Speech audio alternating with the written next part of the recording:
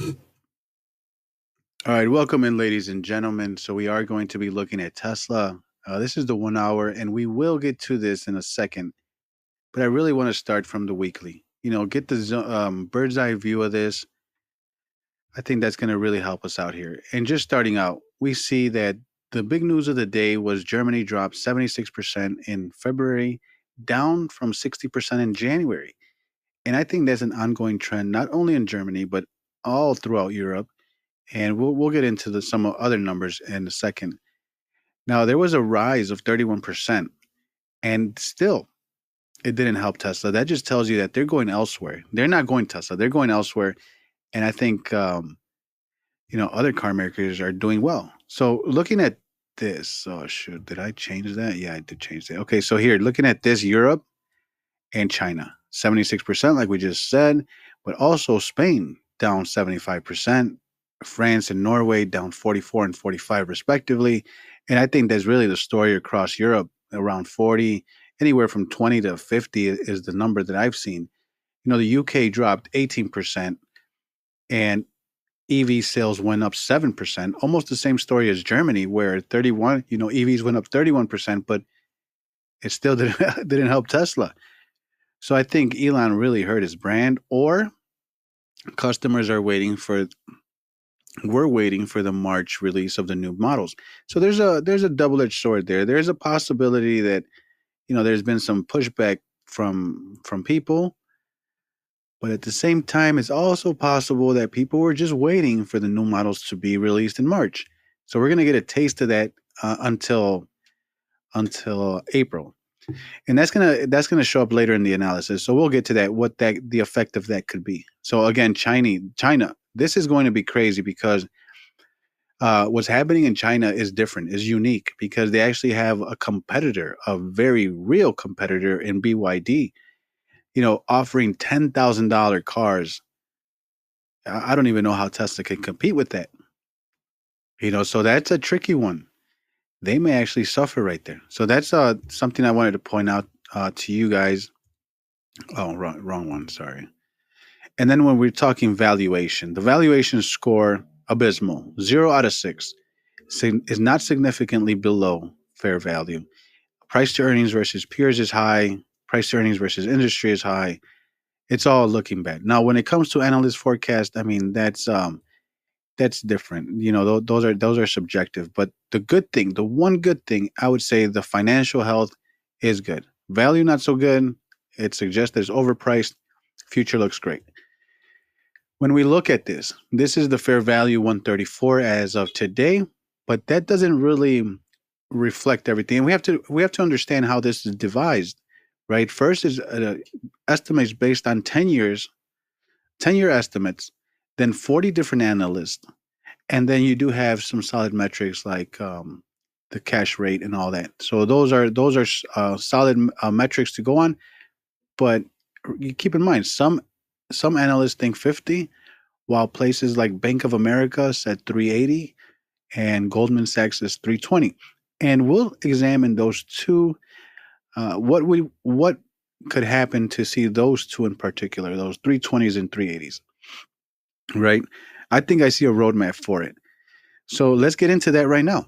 And just to skim through it real quick. On the weekly, you have a trend line, breakout, potential retest, 200-day MA at 247, two gaps right here, one at 259, one at 242. You have what was resistance right here, and I'll have to zoom in for this, right? And just before I zoom in, high end, low end, equilibrium right here at around 307, 305. To me, this is a very critical level on any time frame. Okay, so just keep that in mind. It won't have a chance until it's above that 307. That's the key. Now, so zooming in. Oh, before I zoom into the daily, this is what it looks like right here. Hit, hit, hit, hit, hit, hit. So this went on for weeks on end. So I doubt that it's going to be able to break on one solid hit. It already had one solid hit here, another hit here. Doesn't mean it can't go down. I do think it will go down. In fact, I do think we will eventually get at least here if not down here. All right, so let's look ahead. Now on the daily, one of the only things I really want to highlight is this right here. We are under the 200-day, and it has been holding. In fact, we just ran up towards it again and got pushed back down, 78, right? I don't want to use this chart too much because there's too many gaps. Too many gaps, rather. Sorry about that. And I feel like it doesn't really represent what happened here. Here, this right here. This is another important thing. Cluster, cluster, cluster, cluster. Heavily traded area. I mean, this to me looks like resistance, and we might even be at a place like this or like this, where we came down to support, we went up to resistance, bounced off of it, right? Now, I do think we're going to see a near-term bounce at some point, pretty decent one at that. So zooming in, and I'm going to pull up the 12-hour for this one. I believe that we may be, and now we're going to enter the speculative part, right? This is all speculation, of course. I don't want to mislead anybody or misguide anyone. I always say do your own due diligence, but these are the things that I would want to see. Now, no guarantee that it will happen, but if this is a 1, 2, 3, right? And I include 3 all the way down here to this 259. And what I would really want to see is a 4 up to 307 and then a pullback down to 243 to complete the cycle, right? To complete this whole, oh shoot, I didn't want to do that. To complete the whole cycle, right? That would be my ideal situation. And you pair it with the confluence, the support. And right here, I even marked the main levels of the initial support. So these are the main levels of the initial support. And one thing we do notice that every time it hit, it got pushed back down. The next hit, same spot, but it got pushed back lower. So it gained some strength. That's what that tells me. The last time made a little bit higher, peaked over it, made a pushback down a little, but it did not get overwhelmed. And then the rest is history. So that's the type of price action I want to see. Now, with that in mind, this looks like a very heavily traded area. So as long as we don't drop under 245, and if we can create a pattern that is sort of looking like a 4 and a 5, then I'm looking hopeful. Then I can start to think, oh, you know what? Goldman Sachs said 320. So I started thinking like, okay, well, let's draw it up. And maybe we want to zoom in a little bit because these are some levels that I think are worth zooming in on. So first of all, that trend line looks like nothing more than a test, right? Breakdown, test, breakdown, right? So that's what it's looking like right there for me. Okay. So now we are here. We know that what's keeping us down from here is that 200-day. Makes perfect sense, actually. And this is a weak low. So it's still a weak low. It's also a discount. You know, the algorithm's pulling up and saying, man, this is a discount. Equilibrium is up here. I think this is pretty decent. Some resistance up here, right? But really, it comes down to this level, this 307, and why I believe this would be the way forward. Because I suspect that this is not going to break until this is filled. You know, so it would actually be the perfect 4. And the reason I formulated this, and this is all estimates, right? No real time horizon, nothing like that. But if we're looking at this and we clone that per se, we can estimate that it's around the same size, right? This is the same size right there. Perfect 4, finish with the 5, and then we start the 3, the A, B, and then C. And then look at this is where it's interesting again.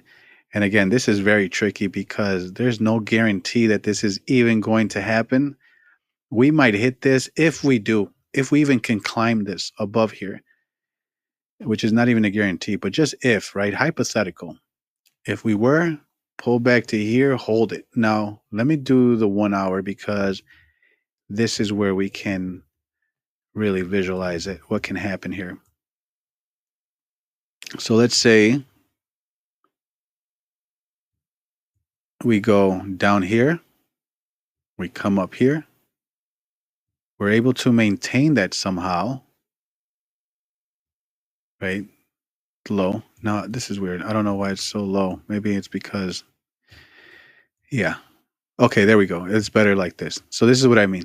It's weird. Those trend lines, they move around a little bit. So right here, back up to the retest for the A, and then the consolidation phase back down to test this trend line right here. Hopefully by that time, this 200 has curled in and we can surpass that and potentially run up to the Bank of America's 380, 400 area, right? They said 380. I say 400. Tomato, tomato. I don't know. Again, hypothetical. That's not even in the periphery just yet. Could it be at some point? Maybe. Obviously, the first step we want to do is we want to complete this thing. And based on the recent data, it may not happen. So I'm talking, we might still have to wait for that correction setup to occur, but at least start to look for it or hunt for what the pattern would be looking like, right? So again, nothing is stating that this is going to stop other than the support that we have seen that we've come down to. That's the only thing. This is where technicals and fundamentals differ, right? Fundamentals are telling you this is going down all the way to 100. Technicals is telling you we may still get down there. This may still happen. We may, but we're going to most likely at least bounce once, right? At some point, either here or here. And the depth of the bounce, we don't know yet, but we're likely going to bounce just based on this alone right here. What happens after that, who knows? And technicals is also telling me if it gathers some steam, there's a possibility that we get a little higher. That doesn't mean we're going to break all-time highs or anything like that, even with a breakout above this trend line. And also, I think what could most likely happen is once we get to the end of April, when we get some real hard data and we look at the reality of the April print, that's when it can take the fundamentals can rear their head again and push price way back down, right? Because then at that point we might be looking at something like A, B, C, a real correction on a higher time frame, and then this might just be 1, 2, and then 3, right? In time for the robots and the full self-driving and all that. So I think sometimes it's about patience, seeing how things will play out. Again, that's everything I said past this right here is speculation. But we will revisit this, and I guess this can be like the bedrock of the analysis, and we'll build on this and whatever. But these two levels for me are key. Is this going to become 4 from here? Or is it going to be from here? Or when is 3 going to end? Is at 3 going to end all the way down here? Things that are yet to be seen, right? We do not know. Based on the weekly, there is still some downside left, at least. Are we going to come down and do a full retest into the 16s? It's very possible. May we see this as 3, this as 4, this as 5. Maybe I don't know. It just doesn't, it wouldn't really add up to me because this is a shallow 1. But then again, how many of these are textbook? None of them. Look at this. 1, 2, 3, 4, 5, 6. What is that? What is that? None of them are textbook. 1, 2, 3, 4, 5, 6. 1, 2, 3. See, none of them are textbook. So really, speculation again. Like I said, I think there's a high probability bounce point here. What I'm looking for, what I would love to see in a perfect world, perfect textbook world that rarely ever happens, is a bounce here to complete the 4, right? To complete the 4, get down to the 5, start the 3, 1, or A, B, C, and then see what happens. Maybe we see this. Maybe we see the failure at earnings time next time and start to trek down lower to close those to get those 200s. And by that time, we'll have full self-driving, robots coming out, all types of good stuff. Maybe a change in sentiment. Things are working good, right? Tariffs come off the table. Who knows? Who knows what can happen from here to then? But that's my take on it, guys. Hopefully this helped. I know it came late, but I really didn't want to jump into the middle of it. The last time I spoke, I said if it cannot cross 312, it's likely to come down here. And now I think we're very close to it. Haven't completed it just yet.